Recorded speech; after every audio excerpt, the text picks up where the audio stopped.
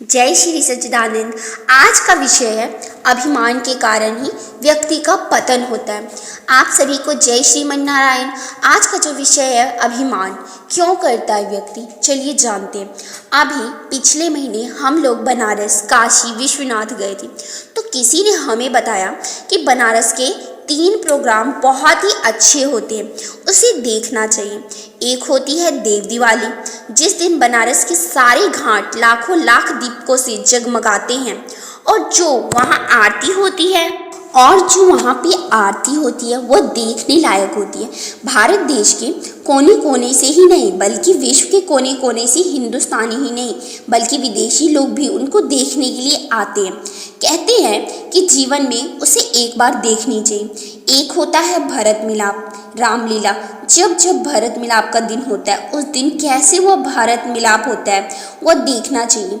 और एक तीसरा होता है जब भगवान श्री राम रावण का वध करके लंका पर विजय प्राप्त करके वापस अयोध्या आते हैं तो वध करके लंका से जब विजय प्राप्त करके अयोध्या वापस आते हैं, तो उनके साथ नल, नील, सुग्रीव, जामवन, अंगद सभी उनके साथ अयोध्या आते हैं। और कुछ दिन रहने के बाद भगवान राम कहते हैं कि अब आप लोग अपने अपने स्थानों में जाओ। जैसे आपके घर में मेहमान आते हैं, शादी ब्याह होता है या कोई फंक्शन होता है, तो मेहमान आते हैं और बाद में सब मेहमान भी अपने अपने घर को चले जाते हैं। तो ऐसे ही प्रभु श्री राम कहते हैं कि अब कार्य संपन्न हो गया, अब आप लोग अपने अपने स्थान में चले जाएं। विभीषण लंका जाएं क्योंकि उसे वहाँ का राजा बना दिया, अंगद युवराज बन गया था, सुग्रीव को भी राज्य मिल गया था। तो अब आप सब और अपनी राजकाज संभालो। तो जब ये अयोध्या जाते हैं तो माता कौशल्या भी बहुत प्रसन्न होती है कि मेरा पुत्र लंका पर विजय प्राप्त करके आया है। तो कौशल्या जब उनका स्वागत करती है तो स्वागत करके कहती है, बेटा राम, आज मैं बहुत खुश हूँ कि तुम लंका पर विजय प्राप्त करके आए हो, रावण का वध करके आए हो। तो भगवान बड़े ही प्यार से कहते हैं कि माता, मैंने रावण का वध नहीं किया बल्कि रावण के अहंकार ने उसका वध किया है। इसीलिए कोई भी अभिमान, अहंकार, लोभ, मोह, माया इन सब के अंदर घुसने ही मत दो। इसीलिए हम सब लोग संकल्प लेकर जाएंगे कि गुरु महाराज जी की निरंतर सेवा, निरंतर शक्ति, भक्ति करें और ज्ञान का प्रचार प्रसार करें। दरबार के जितने बाई महात्मा हैं उनको पूरा सहयोग दें। देखिए बहुत बड़े बड़े आश्रम बन रहे हैं, उनकी देखभाल करना, आश्रम की सफाई करना प्रेमियों का कर्तव्य है। ये गुरु महाराज जी ने जो आश्रम बनाए हैं आप लोगों के लिए ही बनाए हैं, आप लोगों के बच्चे के लिए, भविष्य के लिए बनाए हैं। आज हम समाज में देख रहे हैं कि नौजवान पीढ़ी कहाँ जा रही है, इसका कोई अंत नहीं है। आज समाज में बुराइयां इतनी फैलती जा रही हैं, इसका भी कोई अंत नहीं है। पहले लोगों के अंदर इतनी शर्म होती थी कि कोई गलत काम करता था तो छुपकर करता था। अगर कोई शराब पी रहा है तो अपने माता पिता से छुपकर पी रहा है, कोई बीड़ी सिगरेट पी रहा है तो छुपकर पी रहा है। लेकिन आज हम देख रहे हैं कि समाज में नौजवानों को कोई शर्म हया नहीं रह गई है। नौजवान भी वैसे हो गए हैं और उनके माता पिता भी वैसे ही हो गए हैं। आज बड़ा फक्र महसूस कर रहे हैं कि बाप बेटे बैठकर शराब पी रहे हैं कि अरे हम तो इतने मॉडर्न हैं कि बाप बेटी बैठकर शराब पी रहे हैं, साथ बैठकर स्मोक कर रहे हैं, साथ बैठकर पार्टियों में जा रहे हैं, नाच गानों में जा रहे हैं, सब कुछ कर रहे हैं। तो हमारे बच्चों में वही संस्कार होंगे। अगर पिता शराब पी रहा है तो कैसे वह अपने बेटे को कहेगा कि बेटा तू शराब मत पी, क्योंकि वह खुद शराब पी रहा है। कैसे वो कहेगा कि तुम गलत रास्ते पर मत चलो, क्योंकि वो खुद रास्ता गलत चुनकर चल रहा है उस पर। इसीलिए किसी को उपदेश देने से पहले हम अपने अंदर की खुद की बुराई को नहीं देख रहे हैं, तभी हम दूसरों को अच्छा संदेश दे सकते हैं।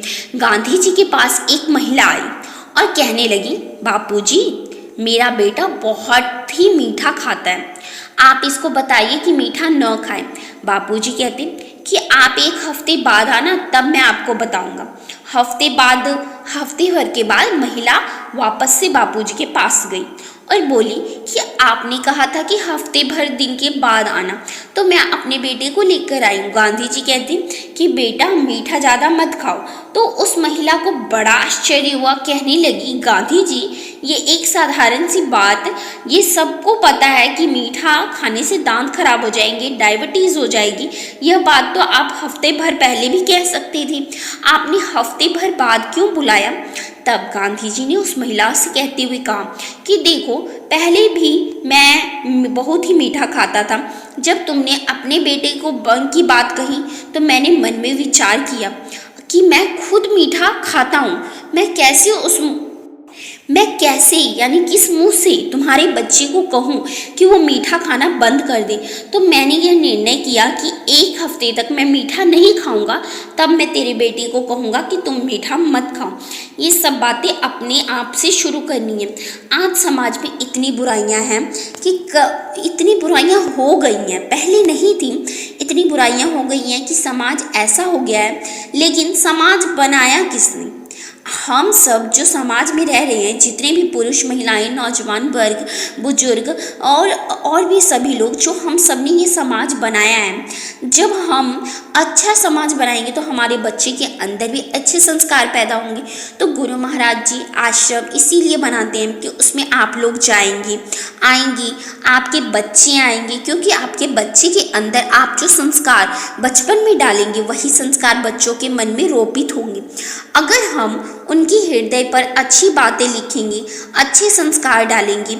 आज समाज में छोटे छोटे बच्चों के अंदर गलत आदतें पड़ रही हैं। वहाँ छोटे छोटे बच्चे सिगरेट पीते हुए नजर आते हैं। आज स्कूलों में सबसे ज़्यादा ड्रग्स का खतरा है। तो इन सारी बातों से हम तभी बचे रहेंगे जब हमने अपने बच्चों को दरबार में निरंतर ले जाते रहेंगे।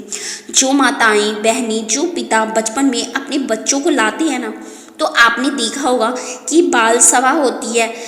कभी आप सिलीगुड़ी गए होंगे तो देखो, छोटे छोटे बच्चे कितना सुंदर भजन गाते हैं, कितने सुंदर नाटक करते हैं। तो कैसे करते हैं? उनके अंदर बचपन से ऐसे संस्कार पड़े हुए हैं, बचपन से आ रही हैं, देख रही हैं। तो बच्चा वही करने की कोशिश करता है।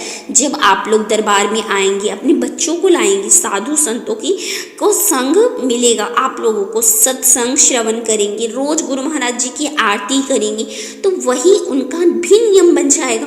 जब उनके अंदर अच्छे संस्कार बन जाएंगे तो बुराइयां उनके अंदर प्रवेश ही नहीं कर पाएंगी। इसीलिए आप लोग जहाँ जहाँ भी आश्रम बन रहे हैं, उन आश्रमों में बनाने में आप अपना पूर्ण रूप से सहयोग दें। भाईगण, महात्मागण का साथ दें। आश्रमों का निर्माण जल्दी करें। जैसे जल्दी जल्दी निर्माण होगा ना, तो फिर उद्घाटन भी होगा। गुरु महाराज जी आते हैं, जहाँ जहाँ निर्माण पूरा होगा हम लोग आप लोगों को डेट दे देंगे। आपको हमेशा तैयारी रखनी है। आपके पास फ़ोन आ जाएगा कि किस दिन आपको तारीख मिली है। हम आपको 15 दिन, 1 महीना उसका समय देंगे। आप तैयारी रखिए, महीने भर का समय तैयारी आपकी ज़रूर रहेगी। देखिए, ज़्यादा से ज़्यादा सत्संग और अच्छी बातें सुनने से बहुत ही ज़्यादा प्रभाव पड़ते हैं। तो ज़्यादा से ज़्यादा सत्संग की वीडियोस देखने के लिए मेरे चैनल को सब्सक्राइब कर लीजिए। और सबसे पहले, अगर आपको सत्संग बहुत ही अच्छा लगा हो तो आप इस वीडियो को शेयर कीजिए और सबसे पहले वीडियो अच्छी लगी हो, गुरु महाराज जी का सत्संग अच्छा लगा हो, तो वीडियो को लाइक कीजिए और चैनल को सब्सक्राइब कीजिए और बेल आइकन को प्रेस कर दीजिए। नई वीडियोस आपके पास आ जाएंगी। और आप सभी को जय श्रीमन नारायण, जय श्री सच्चिदानंद।